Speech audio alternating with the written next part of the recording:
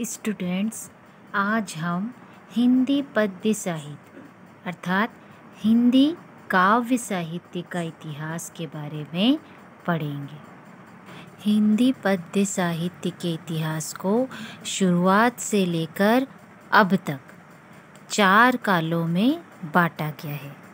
हिंदी पद्य साहित्य के प्रत्येक काल की अपनी अपनी विशेषताएं हैं। अब इसमें पहला काल है आदिकाल या वीरगाथा काल। आदिकाल, आदि मतलब प्रारंभ, तो जो काव्य साहित्य के प्रारंभ का समय रहा उसे आदिकाल कहा गया। आप जानते हैं प्रारंभ में राजा महाराजाओं का राज्य हुआ करता था और उनके दरबार में दरबारी कवि हुआ करते थे जो कि अपनी रचनाओं में राजाओं की वीरता का वर्णन करते थे। इस काल में वीर रस से भरी कविताएं अधिक लिखी गई, इसीलिए इस काल को वीरगाथा काल भी कहा गया। इसका समय रहा सन 993 से 1318 तक। दूसरा है पूर्व मध्यकाल या भक्तिकाल। पूर्व मध्यकाल में समाज में जातिगत भेदभाव और रूढ़िवादिताएं अपनी चरम सीमा पर पहुंच गई थी, इसलिए समाज में सुधार और समानता स्थापित करने के उद्देश्य से उस समय के कवियों ने भक्तिपूर्ण रचनाएं लिखी।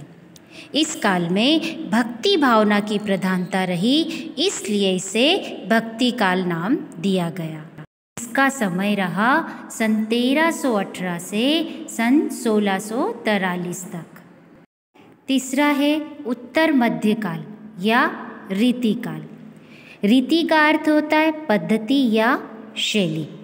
भक्ति काल के बाद के कवियों ने अपना पांडित्य या विद्वता प्रदर्शित करने के लिए अपने काव्य में ज़्यादा से ज़्यादा अलंकार, रस, गुण, ध्वनि आदि काव्य शास्त्रीय प्रणालियों का ज़्यादा से ज़्यादा प्रयोग किया।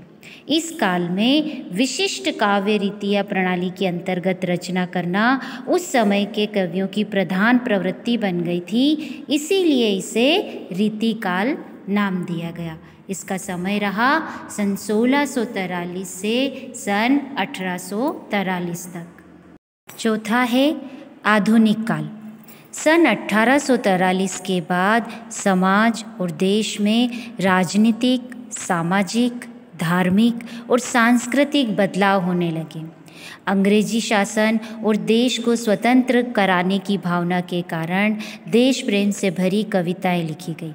साथ ही साथ छायावाद, प्रगतिवाद, प्रयोगवाद, हालावाद, नई कविता जैसी अनेक विचारधाराओं का भी विकास हुआ और कवियों ने ज़्यादा से ज़्यादा खड़ी बोली का प्रयोग किया।